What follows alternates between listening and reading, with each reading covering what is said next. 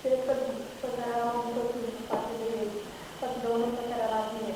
Am simțit că eu, ca prietenă a Anei, trebuie să mă facă din responsabilitățile pe care le-a abandonat. Simțeam nevoia de a reda suprafacea sfință acelui pământ tulburat. De această întâmplare? Nu am văzut niciodată de asta. Dar era un pomul și mă vorbea și am. Erați prietenă cu Ana Karenina? Da. Și ați încercat să vorbiți cu ea?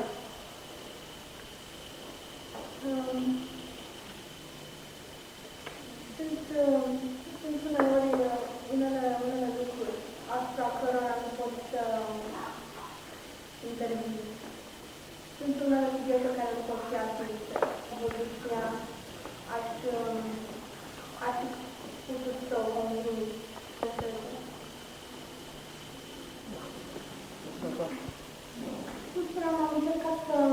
Am încercat să dau limită acestui semn, am încercat să fiu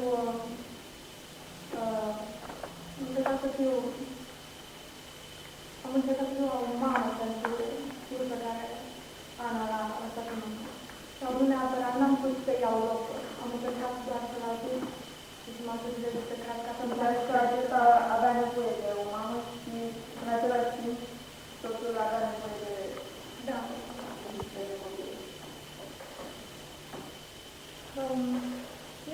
Era mai bine asta. Era mai bine pentru copii. Iar nu interesează de la mama lui Ioan. Da. Era mai bine pentru că cred că orice să fi rămas în memoria lui așa cum era ea înainte de această relație. O mamă iubitoare și să rămână în memoria lui așa. Memoria să nu fie împinată de ceea ce a făcut Ana. În ce calitate ați considerat că aveți dreptul să interziceți copilului care avea o mamă naturală, o mamă care iubea, să mai vă vedea? Am considerat că este mai bine să din punctul de vedere. Din punctul meu de vedere. Tipul alt, felul în care aveți să respectați și nu asupra educației copilului. Dar nu e mai mult la de care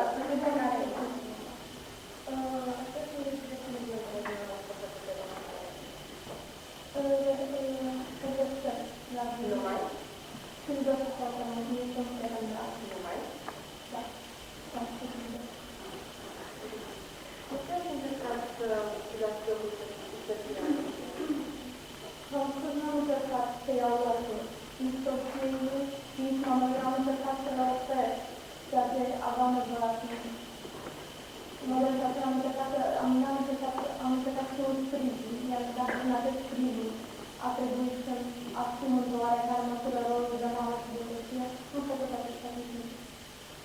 De ce se reflectă pe calea pentru a reîntregi încă nu există? Nu considerați că avem mai degrabă nevoie de Ana, care se face decât de dumneavoastră? Nu considerați... O clipă, dar are o multă personalitate și știe, cred, la această vârstă ce o tărâsă ea. Deci a fost decizia aici, pe care nu o puteți ataca. În momentul când am avut și vizită de copil, ce se ne așteptă? V-am spus că este de preferat o mamă care să rămână așa cum a fost în momentul ei, unei mame mai bine de decât de unei mame cum a fost ea unei soții. Copilul își iubea mama. Copilul își iubea mama și mama nu era cu nimic decât să mă fie atenția. I-ați provocat o violență că nu considerați că atunci ar fi rămas la fel după ce el va fi crescut? Poate că avea de frustrare. Nu știu ce să spun. Ea a anunțat că ea să decizia de vârstarea la cineva mai bine. Și ea și dumneavoastră, ca o persoană din exteriorul familiei, de ce v-ați spus? Nu pot să spun că sunt din exteriorul familiei și nu numai eu am asumat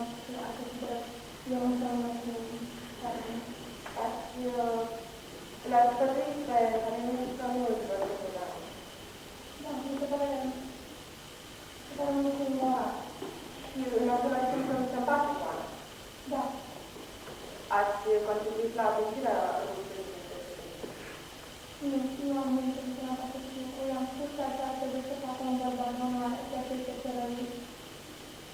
Să nească într-o unde terminată și care... Nu, să nu divorțeze.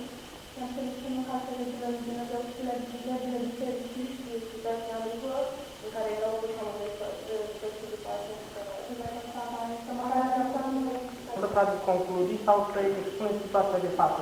Dumneavoastră începeți prin a prezenta anumite lucruri pe care audiența nu le știe și care trebuie aduse la vedere în prealabil. Ați zis că era prietenă cu Ana Carolina. Da. Inițial. Și că nu ați vrut să vorbiți cu ea să aflați ce este întâmplă cu ei, pentru că nu era sigură că puteți să o convingeți să rămâne la vorbiți. Așa este? Sau nu? Să rog să vă amintesc că întâmplă să știu eu să nu exploate că am înțeles și dragostea pe care... Da, dar situația din moment ce nu ați vorbit cu ea, nu știa și ce simte. Era evident ceea ce simte, nu se doar să întreb. Dar și toate era i-au dovedit starea. Era evident sau nu ați dorit să aflați părerile ei? Nu am putut să intervin asta. Dar părerile dumneavoastră ați dorit să le comunicați și chiar le-ați comunicat în scris. Prietenul este când unul nu-l ascultă pe celălalt și nu dorește să-l ajute în niciun fel. Da, ar fi fost inutilă și neavenită. În calitate de prietenă, cum ați făcut? În calitate de prietenă am întâlnit familie.